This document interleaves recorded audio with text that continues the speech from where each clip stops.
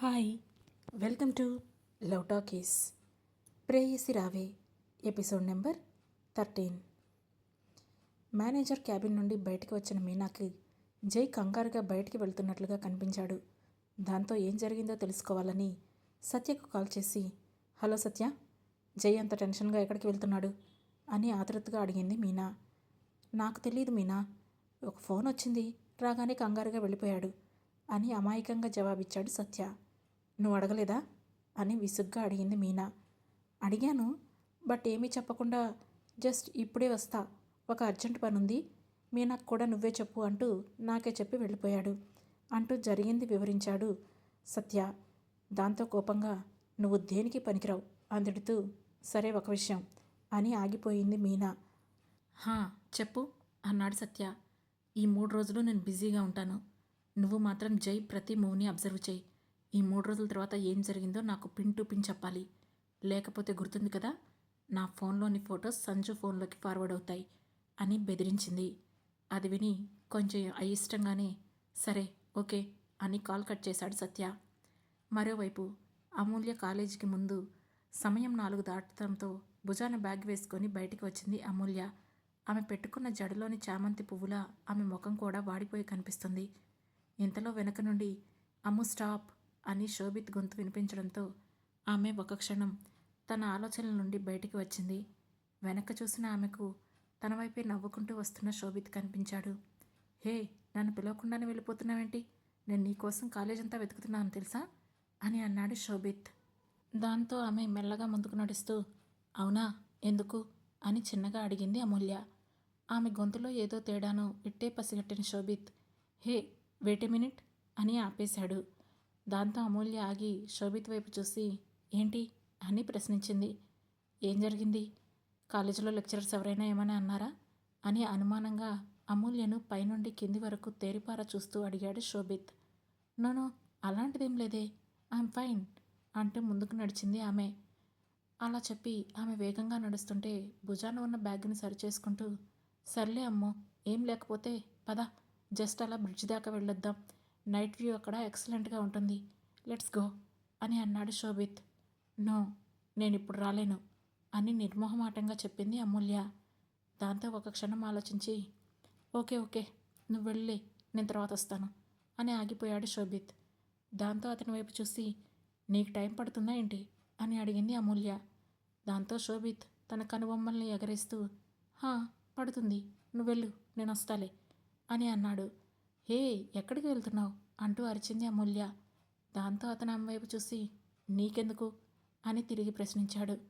దాంతో అతని ఉద్దేశం ఏంటో ఆమెకు అర్థమైంది. ఇంకేం మాట్లాడకుండా సైలెంట్గా ముందుకు వెళ్ళిపోయింది. నేల చూపులు చూస్తూ బస్ స్టాప్లో నిలబడింది. సమయం క్షణాల్లో ముగిసిపోగానే బస్ వచ్చి ఆగింది. ఆమె లోపలికి ఎక్కగానే ఎక్కువగా రష్ కనిపించలేదు. వెనక ఉన్న 4 సీట్లు ఖాళీగా కనిపించడంతో అందులో వెళ్ళి కూర్చొని కళ్ళు మూసుకుంది బాధగా. ఆమె కళ్ళలో నుండి చిన్నగా తడి బయటకు వస్తుంటే, అమ్మాయి టికెట్ అని కండక్టర్ పిలవడంతో చప్పున కళ్ళు తెరిచి బ్యాగ్ నుండి పాస్ తీసి చూపించింది. మరి మీది అంటూ కండక్టర్ ఎవరినో అడగగానే, నాది కూడా పాస్ సార్ అంటూ మాట వినిపించడంతో ఆ వాయిస్ ఎక్కడో విన్నట్లుగా ఉండి వెంటనే తల తిప్పి, శోభిత్ అంటూ ఆశ్చర్యంగా చూసింది అమూల్య. హా నేనే, ఐఎమ్ శోభిత్, టెల్ మీ, మీకు నేను ఏ విధంగా సహాయపడగలను అంటూ చిన్నగా నవ్వాడు. నువ్వు వెళ్ళిపోయావు కదా, ఐ మీన్ ఎటో వెళ్తానన్నావు కదా అని అనుమానంగా అడిగింది అమూల్య. దాంతో శోభిత్ కొద్దిగా ముందుకు వంగి ఎదురుగా ఉన్న సీటు మీద చేతులు వేసుకొని, హా అనుకున్నా, కానీ నువ్వు మళ్ళీ ఎక్కడ తప్పిపోతావోనని భయపడి వచ్చేశాను. ఒకవేళ ఈ బాధలో నువ్వు మళ్ళీ ఈ సిటీ దాటి ఎటైనా వెళ్ళిపోయావనుకో, మీ అమ్మా నాన్న నన్నే ముందు స్టేషన్లో పెట్టిస్తారు, అందుకే భయమేసి వచ్చేసా అని కొంటెగా అన్నాడు. షటప్, నేనేమైనా పిచ్చిదానిలా కనిపిస్తున్నానా అని చిరాగ్గా అంటూ ముందుకు తిరిగింది అమూల్య. ఇంతకు ముందు వరకు అలానే కనిపించావు, ఇంకైపోయిన పెన్నులా ముఖం ఇలా వేలాడేసుకుంటూ వస్తుంటే మరి భయమేసింది నాకు అంటూ శోభిత్ అనగానే, హే నిన్ను అని బ్యాగ్ని పైకి లేపింది అతన్ని కొట్టడానికి అమూల్య. వద్దొద్దు, అది తగిలితే నేను నిజంగానే పిచ్చివాణ్ణైపోతాను అంటూ నవ్వాడు శోభిత్. అతని మాటలకు అమూల్య కూడా చిన్నగా నవ్వుతుంటే శోభిత్ వెనక నుండి ముందుకు వచ్చి అమూల్య పక్కనే ఉన్న సీట్లో కూర్చొని, ఇప్పుడైతే చెప్తావా మ్యాటర్ ఏంటో అని అడిగాడు. ఆ ప్రశ్నతో అప్పటి వరకు నవ్వుతున్న అమూల్య ఒక్కసారిగా ఆగిపోయి బాధగా మళ్ళీ బయటకు చుట్టం మొదలుపెట్టింది. హే, ఏమైంది? మీ బ్రో గుర్తుకొచ్చాడా అని కొంచెం ప్రేమగా అడిగాడు శోభిత్. అవును అన్నట్లుగా తల్లాడిస్తూ తన బ్యాగ్ ఓపెన్ చేసి అందులో నుండి ఒక లాఫింగ్ బుద్ధ బొమ్మను తీసి దాన్నే చూస్తూ రేపు వాడి బర్త్డే అని చెప్పింది అమూల్య. ఓ నైస్, అయితే పెద్ద కేక్ తెచ్చి గ్రాండ్గా సెలబ్రేట్ చేద్దాం అని అన్నాడు శోభిత్.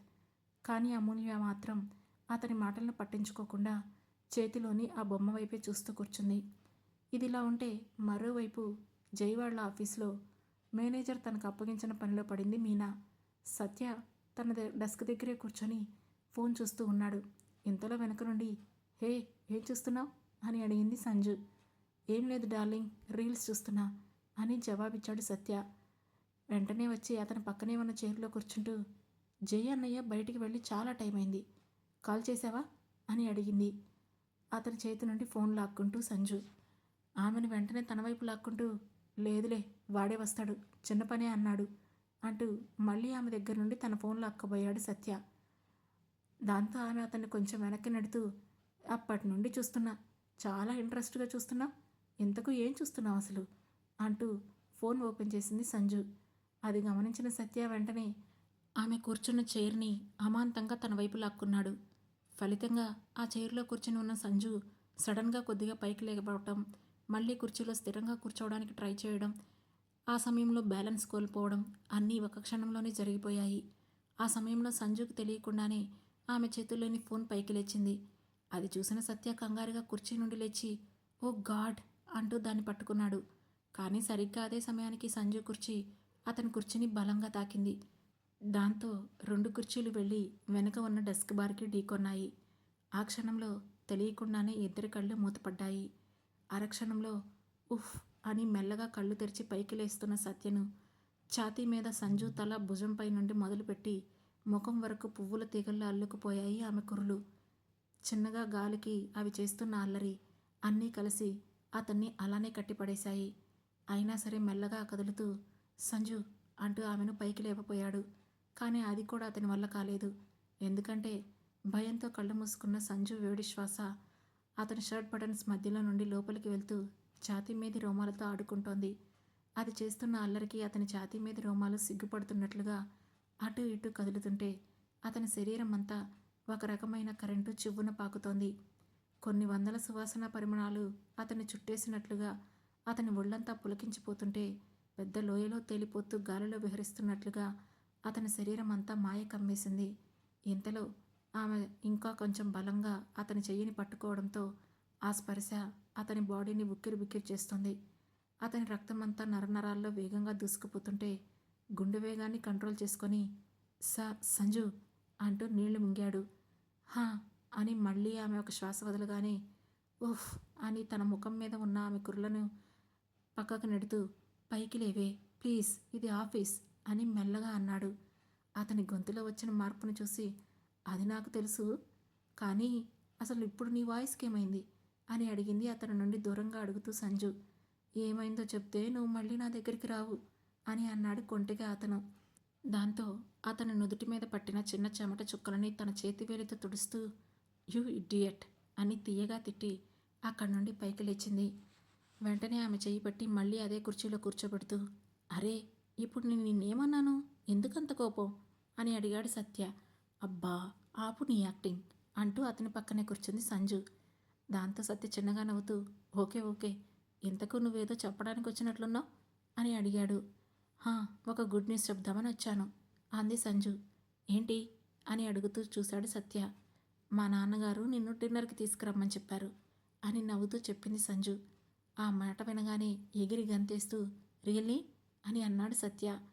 సంజు అవునన్నట్లుగా తల పైకి కిందికి ఆడిస్తూ హా అని జవాబిచ్చింది. అయితే పద అంటూ టక్కన పైకి లేచాడు సత్య. ఓ కూర్చో, ఎక్కడికి అంటూ అతన్ని మళ్ళీ కూర్చోబెట్టింది సత్య. ఇంకెక్కడికి, మా అత్తగారింటికి, అసలే చాలా టైం అయింది, మళ్ళీ లేట్ అయితే మా మామగారికి అస్సలు నచ్చదు అని సిగ్గుపడుతూ చెబుతూ ఆమె బుగ్గన గిల్లాడు సత్య.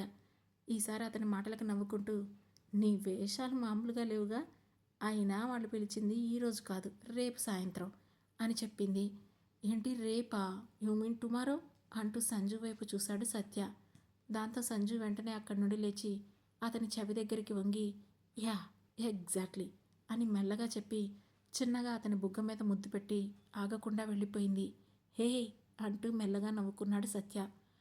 అంతలో అతని ఫోన్ ట్రింగుమని సౌండ్ చేసింది. దాంతో అటుగా చూసిన అతనికి మీనా నుండి వచ్చిన మెసేజ్ కనిపించింది. వెంటనే దాన్ని ఓపెన్ చేసి చూశాడు. జై గురించి ఏమైనా తెలిసిందా అని రాసింది అందులో. నో, కనుక్కొని చెప్తా అని రిప్లై పంపి వెంటనే జైకి కాల్ చేశాడు. కానీ అతని ఫోన్ రీచ్ అవ్వలేదు. ఎక్కడికి వెళ్ళాడు వీడు అని తనలో తానే అనుకుంటూ మళ్ళీ కాల్ చేశాడు. ఈసారి కూడా అదే ఆన్సర్ రావడంతో ఛా, కనీసం నాకైనా చెప్పాలన్న కామన్ సెన్స్ కూడా లేదు వీడికి అని మనసులోనే తిట్టుకుంటూ తన ఫోన్ పక్కన పడేశాడు సత్య. ఇదిలా ఉంటే మరోవైపు బస్సులో ఉన్న అమూల్య తన చేతిలోని లాఫింగ్ బుద్ధ స్టాచ్యూ వైపే చూస్తూ ఉంది. దాని కింద ఒక చిన్న వాచ్ అండ్ టైమర్ లాంటిది సెట్ చేసి కనిపిస్తుంది. ఆ టైమర్ పైన రెడ్ కలర్లో ఈరోజు డేట్ అండ్ టైం కనిపిస్తూ ఉంది. ఆ స్టాచ్యూని శోభిత్కి చూపిస్తూ నీకు ఇది గుర్తుందా అని అడిగింది అమూల్య. పసుపు రంగులో ఉన్న ఆ బుద్ధ స్టాచ్యూ మీద చెయ్యి వేసి గుర్తుంది, ఇది మీ అన్నయ్య అబ్రాడ్ వెళ్లే ముందు నీకు ఇచ్చాడు కదా అని బదులిచ్చాడు శోభిత్. ఇక్కడ ఒక నెంబర్ కనిపిస్తుంది కదా, ఆ నెంబర్ ఏంటంటే ఆ స్టాచ్యూని మా అన్నయ్య నాకు ఇచ్చి ఎన్ని రోజులు అవుతుందో చెప్తుంది.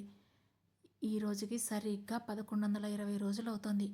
అంటే వాడు అబ్రాడ్కి వెళ్ళి 1120 డేస్ అవుతుందన్నమాట.